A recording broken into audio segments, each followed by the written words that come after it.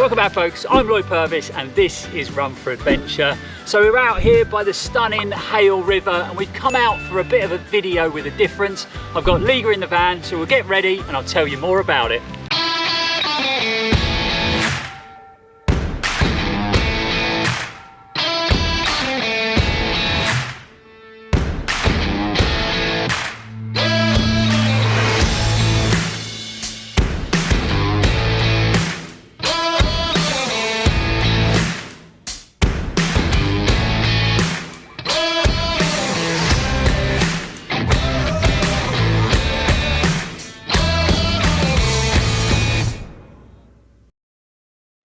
So if you're new to the channel, then welcome, it's great to have you along. But this is Liga, my wonderful wife. She's been on the channel a few times before in recent videos and videos in the past, but this is probably her first official appearance on Run4Adventure. So welcome to the channel, Liga.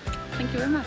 We've had lots of requests from viewers for Liga to do maybe some product reviews, test some kit out, test some shoes out. It's not really her thing, but she has just achieved an incredible goal in running, a massive adventure, and she's just completed her first 100k. Now, Liga doesn't really call herself a runner, even though obviously she is a runner because she's just run 100k, and she's done lots of other races over the years as well. But she doesn't let running sort of define her. She doesn't obsess about it. So I think it'd be great to get her point of view on the 100k, maybe talk about the training, building up, weekly mileage, longest run, how the race went on the day, and maybe offer a few tips and advice on the things that she learned while running the 100k for the first time. This is something that has been asked for by our wonderful viewers, so we always like to give you content that you want, guys. So we're going to go for a run, have a nice relaxed chat about how the race went. So let's hit the trails and let's get running. I was driving down the coastline.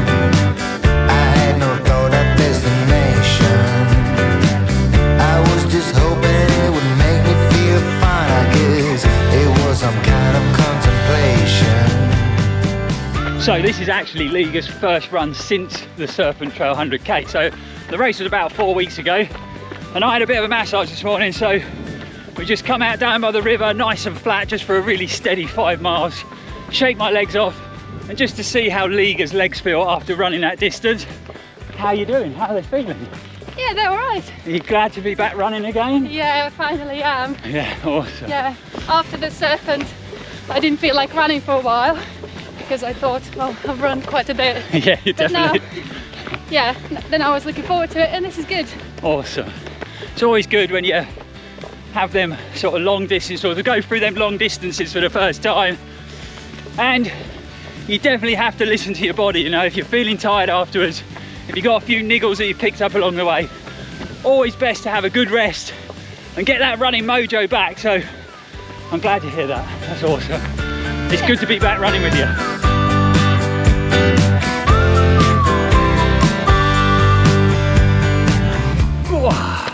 So we're a couple of miles down already. Legs are feeling good. Your legs feeling good? Yeah, they feel good. First thing I think we need to talk about is the training beforehand. So the build up to the race, the sort of weekly mileage that was done, and maybe dispel a few of the myths about you've got to run mega miles, 100 miles a week, 50-mile long runs to complete 100k. So when it comes down to Liga's training blocks, she obviously had a really good base level of fitness, but she did about 10 weeks of structured training. That's about right, isn't it? Yeah, about 10 weeks. Weekly mileage, what do you think you did average wise? Average 35 miles a week. Okay, and longest week of training? About 52 miles a week. How far was your sort of longest single training run?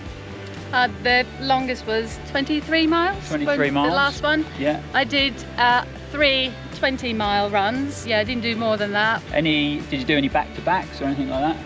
Nope. Again, there you have it, you know. Don't get me wrong, I think back-to-backs are a really good training tool when it comes to running distance. You know, doing 10 miles on Saturday, 20 miles on Sunday, it gets you used to running on tired legs. So they are a really good thing to work into your training. But again, I think Liga's proved that you know, you don't have to do back-to-back runs and you don't have to do mega miles to get to the finish line of 100k. So as far as your training went, you know, the volume of miles you ran, how do you think that crossed over to the 100k distance? Do you think, you know, do you think you should have done more, or do you think it was enough? I think it was definitely enough, but if I wanted to run it faster and better, I think more miles would have been better, but I think it's definitely enough to do it. If you're going for a completion rather than Yeah. trying to take a podium place. Yeah, absolutely, yeah. Yeah. And I don't really want to do more training runs anyway, so I'm happy with that. So yeah, and this is the thing with training, you know, you've got to fit it into your lifestyle. You know, we've all got work commitments, we all lead busy lives, so you have to fit that mileage in round your lifestyle. And again, if you know, are training to complete 100k distance, maybe you don't need to do as much volume as you think. So there you have it, a bit of an insight into Liga's training and build up to the Serpent Trail 100k. But at the end of the day, we came out to shake our legs off and have a little run, so come on, let's get running. Oi! We're going this way. I don't know, eh? How did she get round 100k? And I was checking every road sign for hidden messages I might find. Yes, I was looking everywhere for some kind of sign. So just a bit of a shameless plug here, but Liga is currently modelling the Run4Adventure ladies running vest, and she has got one of our very exclusive Believe and Achieve multi-wraps on her head. Looking very stylish, I think. As far as the vests go, we have got some women's and men's technical vests left. Very, very limited. And when it comes to the Believe and Achieve multi-wrap, I think we've only got a handful of them left. We printed 25. Once that 25's gone, they'll never be reprinted. So if you want to get in the mix, be quick, because they're going to sell out soon. Now that I forgot what I was leaving. Right, the next topic we need to discuss is how the race went on race day. As far as the experience in your first 100k, how do you think it went on the day? I think it went really good. Obviously, I wasn't expecting all the mud. Yeah, it was. I don't know whether you watched the Serpent Trail video, but if you haven't, go and check it out. It's only me running the 50k. We didn't follow Liga in the 100, but it'll give you an idea of how tricky the conditions were underfoot. And apparently the first 50k of the 100k was even worse, so it'll give you a really good idea. So yeah, tough conditions. Yeah, it was really tough, and also the first half was way hillier than I expected, so that was a bit... wasn't expecting that, but Yeah. considering that, I thought it went really well. Yeah, you're strong. She's really strong on the hills as well. You know, she marches along at a really good speed. So hilly environments is where she really performs well. But yes, it had lots of downhill, so that was nice. yeah, that's it. When there's an up, there's always going to be a down. You see, positive thinking. That's what gets Liga through these things. She has always got a positive mindset.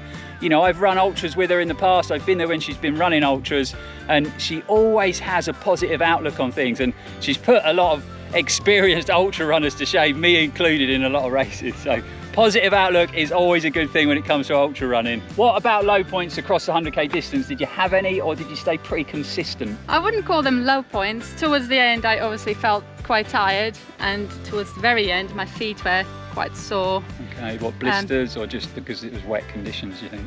Yeah, because of wet conditions, and I got a couple of little stones in my shoes that I didn't get out straight away, so that didn't help. Yeah. But I still wouldn't call them low points. I've had low points during trainings in the past when I've just felt like, what am I doing? But yeah, sorry, let me just cut in there. Yeah, Liga, funnily enough, is not a big fan of training, and she does struggle with some of her long runs. She does have quite a few low points in her long runs, but then when it comes to race day, she's always buzzing and always full of energy. So. I really like the races. Yeah, it's yeah. something different, somewhere different. I guess when you do your training runs, it's always the same place. Well, we try not to do it at the same place. So do you think that's obviously what your focus is when you're training, and to push you through the training is the fact that you enjoy the event so much? Yeah, I do. I always enjoy the races. Yeah, and what about when it comes to consistency through the distance, nutrition? Did you eat well, drink well? Did that go to plan? Did you stick to the plan that we had at the start of the race? Yeah, well, we had a good plan. Yeah. Mostly I stuck to it, apart from when I had nicely prepared little pack of electrolyte tablets, and at the very first checkpoint I somehow got water in the bag of the tablet, so I just watched it all dissolve. That happened at the very first checkpoint, and I think people even heard me call myself an idiot. I hope. So you learnt a valuable lesson there. Yeah. This is where we learn these things in racing. This is when we learn racecraft. A lot of the races that Liga had done before, I had kind of been running with her or been helping her along the way, sort of giving her advice. Too much. So this was a big stepping stone, I think, for Liga. Her first, a longest distance, but also her first ultra where she was totally out there on her own. And obviously mistakes happen, but then you have to deal with them. And that's what's great about ultra running.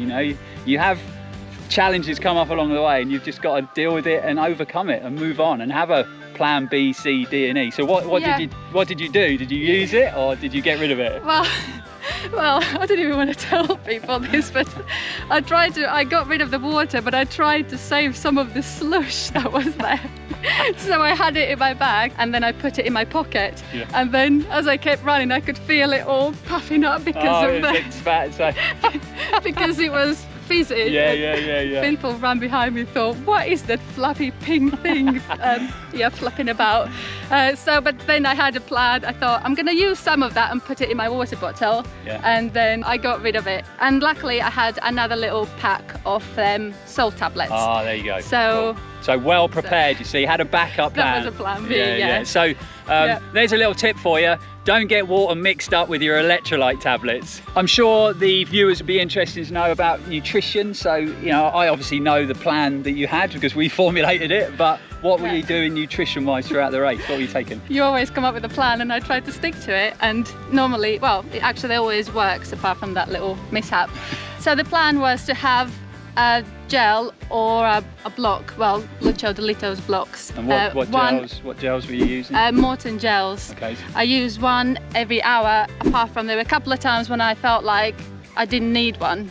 Then I maybe I had two gels within the 3 hours. So you were having a gel, and then the next hour you're having a block, then a gel the next hour, and then a block. So you're trying to mix it up a bit. Yeah, and then towards the end it was more like a gel and a gel and a gel. Okay. Because I found it was quite hard work to actually chew anything towards the end. So it was just so nice to just squeeze the gel in and just kind of let it do its thing. It's amazing how when you're running them sort of distances and you're getting towards the end, you're super fatigued, even eating and chewing something can be hard work, and you feel like you haven't got the energy to do that. So that's where them loose energies like flat Coke or again Morton's gels or any other brand of gels they're a lot easier to consume, they get in the system really quick and they can give you a massive lift. So so again, had a plan.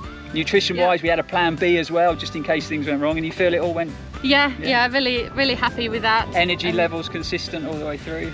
Absolutely. I just felt pretty good the whole time, apart from, again, feeling a bit tired, but I think it was more mentally tired. More mentally rather than physically, rather than low in sugars and calories. It was more a mental exactly. fatigue. Yeah. So all in all, you would say your first 100k experience on the day went pretty well? Yeah. It was definitely a success. I was so pleased to have done it, and I enjoyed most of it. Yeah, that's always the way with that kind of distance. You enjoy most of it. That's well put. Yeah, there's always elements that you don't enjoy, but I was there at the finish line waiting for her. Again, you can go along and watch the Serpent Trail 50k video we made because it's got Liga's finish. We captured it on camera. A very emotional time. It's so good to see her run into that finish line, running strong, big smile on her face like she always does when she crosses the finish line. And like I say, I was just super proud to see her finish strong and looking happy. So well done you. But again, we've come to do some running, so that's enough talking. Let's get on and we'll do some more miles.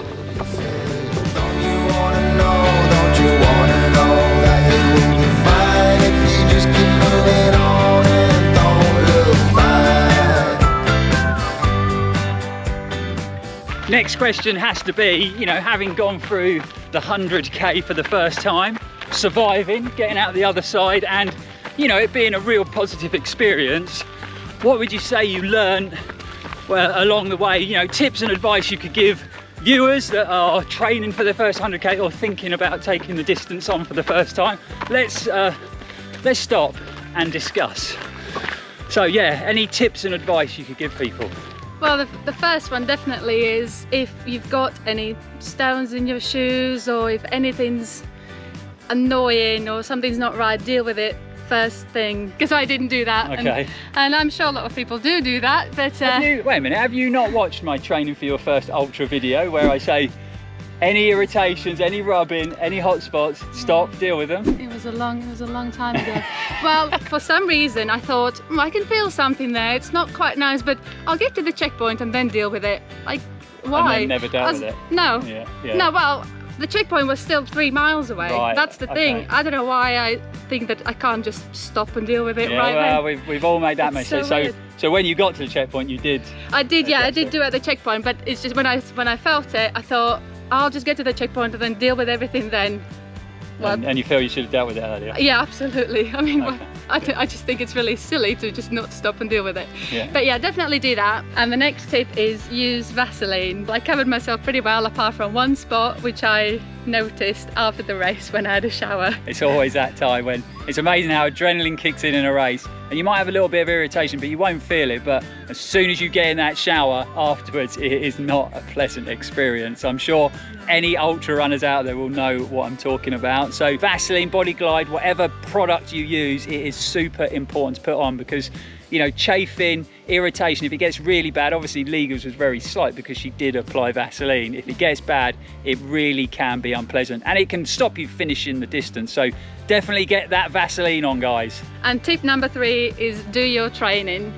I did do my training and I thought it was enough, so therefore I feel like it really helped. But I've done races before where I thought I'll just enter this half marathon. Winging it we call it. Yeah. Yeah, and I finished it, the half marathon, but I didn't really enjoy it. Yeah. So definitely do the training, even if it's bare minimum. I think that if I'd done more training, I probably could have run it even faster, stronger, Yeah. but I'm happy with what I did, so that's fine. But yeah, do your training. So you're saying so come up with a structured training plan. Yeah. Yes. So you know, a really good bit of advice that, because you know, writing a structured plan down, you're a lot more likely to stick to it, that's for sure. And I'd also, just another bit of advice, you know, maybe work into your training plan, you know, every 4th week you just have a nice recovery week where you lower the miles. It just keeps your body and mind fresh, really helps. But yeah, so stick to the plan, stick to your training, because what you're saying, if you do the training, you enjoy it a lot more on the day. Absolutely. Yeah. Well, that's what I find anyway. Yeah. Great bit of advice, I think. You know, funnily enough, I see a lot of people trying to wing distance and wing races, and they, you know, 99% of the time they get to the end, but I wouldn't say they have the most pleasurable of experience. And you know, we want to train for these races, we want to push our bodies and minds hard over distance, but you also want them to be a pleasurable experience. Yeah, exactly. You want to be able to take in the views and enjoy where you're running, not staring at the ground and just, you know, dead man walking to the finish line. So wise words, Liga. Get a structured training plan and try and stick to it the best you can. Now that you have crushed the 100k distance, what's next? Are we moving up in distance, or have we got any other races planned? Or obviously I know what's going on, but Yeah. I'm sure the viewers would like to know. Yeah, we've got Transvolcania. Okay, wicked, man. Yeah. I'm so excited about that one. Yeah. So years and years ago, Liga took part in the Transvolcania half marathon. It was a massive step up for her. She'd only just started trail running, done hardly any trail running, and she was standing on the line of one of the biggest trail half marathons in the world, 650 people, epic start line, and she did it amazingly well. The course is actually more than half marathon. It's about 14.5 miles, is it? 15? I think so. Yeah. About 25k, I think. Yeah, and you go up to what height from sea level? From sea level to 2,000 meters. So it's pretty much a half marathon all the way uphill. She did incredibly well. I think she came 18th or 19th overall in the women's field. And I would say the first, I don't know, 7 or 8 women of that were probably pro runners. So incredible performance. But we're going back for the ultramarathon this time. Yep, I just really loved it, and we've been talking about doing Transvolcania for a few years now, and even though you said never again after you finished. I had a terrible time, so I've got to go back and run it properly and do a good job of it and enjoy it more, not, you know, turn it into a sufferfest. So But super excited. I really loved the half marathon. I felt emotional 3 times during that run. At the start, when I got to the top, and at the finish. It was just brilliant. So I'm going back for more. Yeah, and do you think the 100k, you know, crushing that distance, the Serpent Trail is really good experience, you know, when it comes to a race like that? Yeah, it's given me confidence that I can cover cover the distance. Transvolcano is obviously less distance, but much hillier and harder. And I know it's totally different, and there shouldn't be any mud. If there's mud, we've definitely got a problem on our hands. There can't be any mud. It rains there. Okay, but yeah, cool. just being on my feet for that many hours, I think that's just given me confidence that I can keep moving for that long. So. And now the 100k's done. Any plans on 100 miles in the future? No, you heard it. You heard it here that I'm not doing it. I've heard, guys. I've got to tell. I've heard this all before. Just did 10k. Never doing a half marathon, did half marathon. Never doing a marathon, did marathon. Never running an ultra, run 50 miles. Never doing 100k, and she's done 100k. So I reckon. And that's enough. I reckon that there will be a 100-miler somewhere in the future. No pressure from me, obviously. Liga will make the decision, she always does, but I think there'll be one in the future. Maybe not soon, but definitely in the future.